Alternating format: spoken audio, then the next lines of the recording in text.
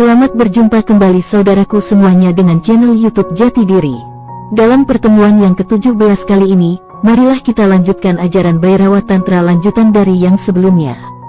Namun seperti biasanya, sebelum kita mulai jangan lupa selalu untuk memohon perlindungan dan bimbingan Tuhan Yang Maha Kuasa, agar tidak terjadi kesalahpahaman yang akan menyebabkan kesesatan.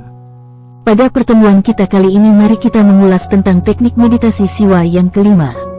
Perlu diketahui, bahwa teknik meditasi siwa yang kelima sampai yang ke-9 ini menggunakan teknik perhatian.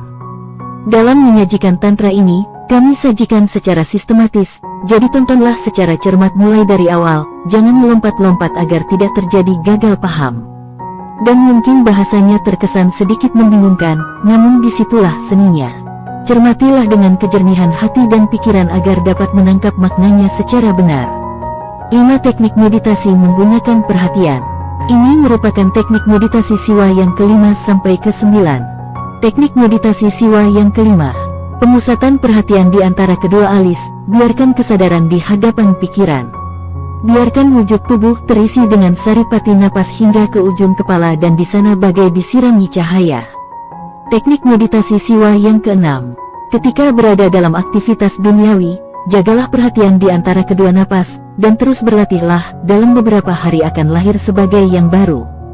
Teknik meditasi siwa yang ke-7.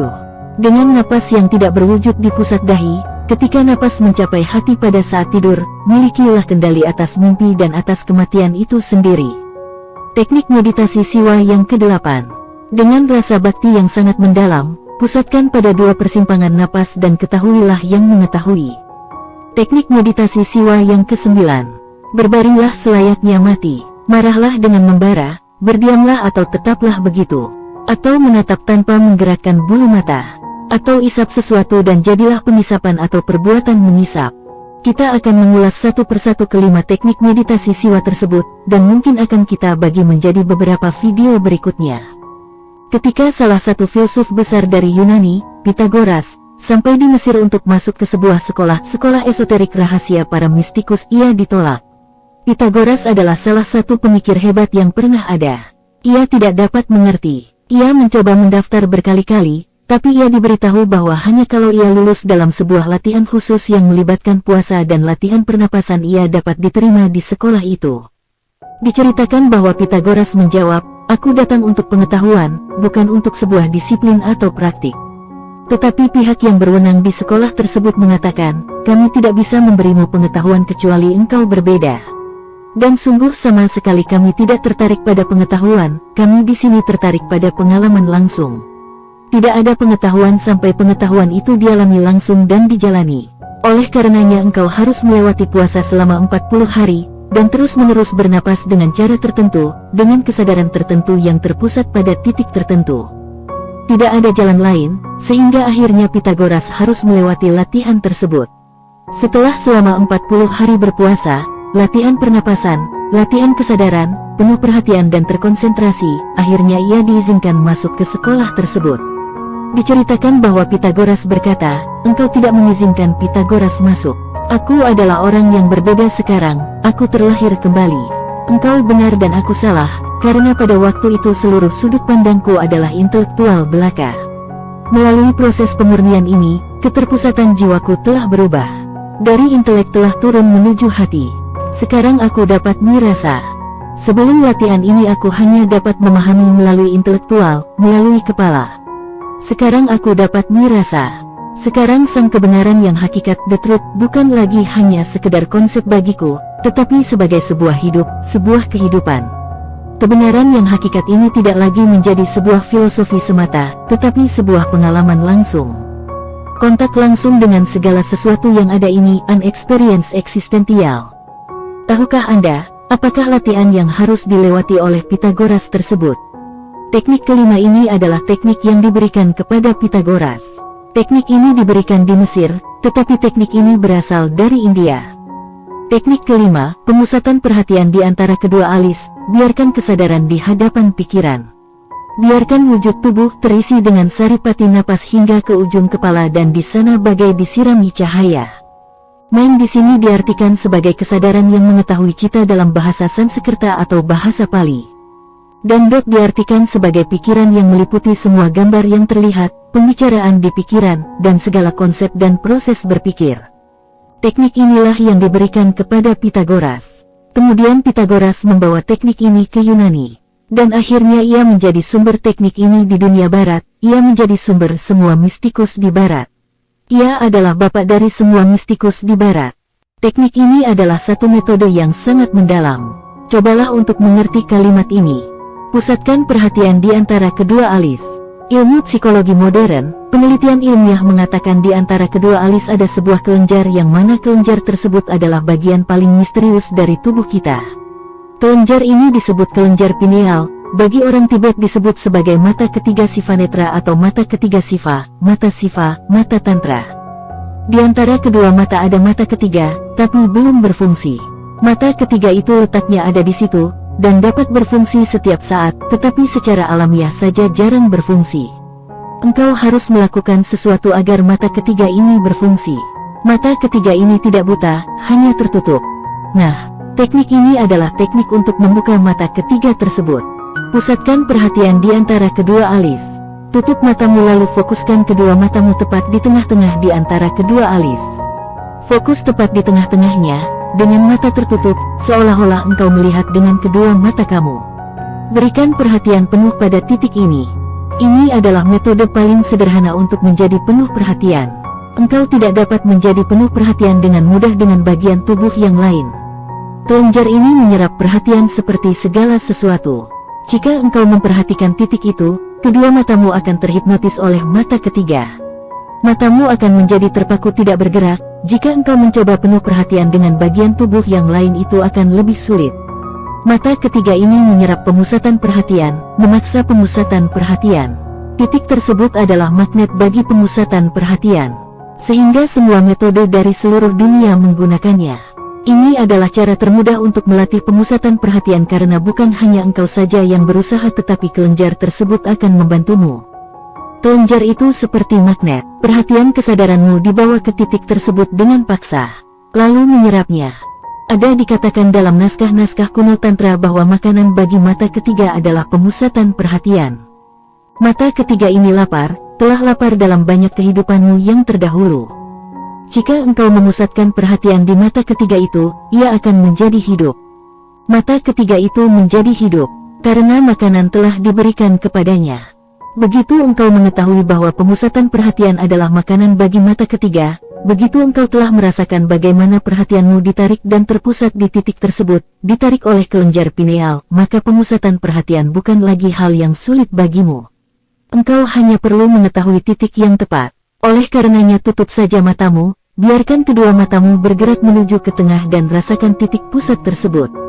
Ketika engkau mulai berada di dekat titik itu, seketika itu matamu akan terpaku dan tidak bergerak. Ketika matamu tidak dapat lagi digerakkan, maka engkau akan menyadari bahwa engkau sudah ada pada titik yang tepat. Pemusatan perhatian di antara kedua alis, biarkan kesadaran di hadapan pikiran. Jika ada pemusatan perhatian, untuk pertama kalinya engkau mengalami fenomena yang aneh. Untuk pertama kalinya engkau akan melihat pikiran berjalan di hadapanmu, dan engkau menjadi penyaksi.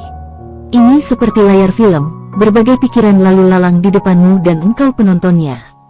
Begitu perhatian dan kesadaranmu terpusat di mata ketiga, seketika itu engkau menjadi penonton atau penyaksi bagi pikiran-pikiranmu. Biasanya engkau bukanlah sebagai penonton atau penyaksi, tetapi engkau telah teridentifikasi oleh pikiran. Jika ada kemarahan di situ, engkau menjadi kemarahan tersebut. Jika pikiran bergerak, engkau bukan penyaksi atau penonton, engkau telah menjadi satu dengan pikiran tersebut, teridentifikasi, dan engkau akan bergerak bersama pikiran tersebut. Engkau menjadi pikiran itu sendiri, engkau mengambil wujud pikiran itu.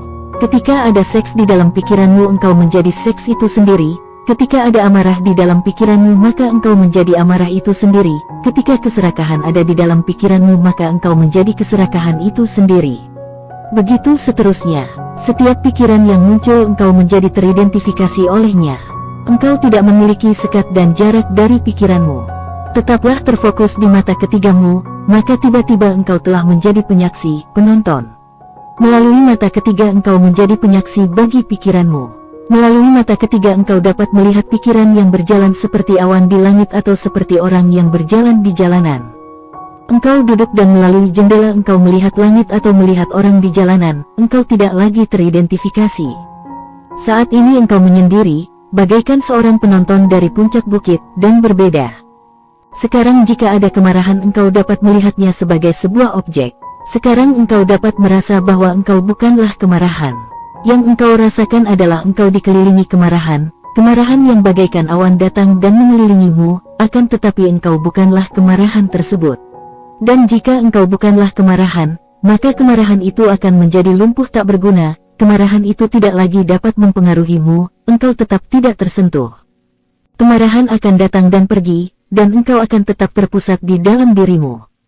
Teknik kelima ini adalah teknik untuk menemukan sang penyaksi di dalam dirimu. Pusatkan perhatian di antara kedua alis, biarkan pikiran di hadapan kesadaran. Sekarang lihat pikiran-pikiranmu, dan sekarang hadapi pikiran-pikiranmu tersebut. Biarkan wujud terisi oleh saripati napas hingga ke ujung kepala dan di sana bagai disirami cahaya. Ketika perhatian terpusat di mata ketiga, di antara kedua alis, maka akan ada dua hal yang terjadi. Pertama, engkau menjadi penyaksi atas pikiranmu. Hal ini dapat terjadi melalui dua cara. Engkau menjadi penyaksi dan engkau tetap terpusat di mata ketiga. Berusahalah untuk terus menjadi penyaksi.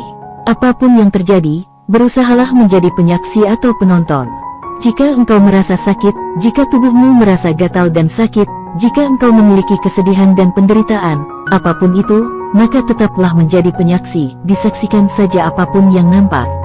Apapun yang terjadi, jangan sampai mengidentifikasikan dirimu dengan hal itu. Tetaplah menjadi penyaksi, seorang pengamat yang mengamati.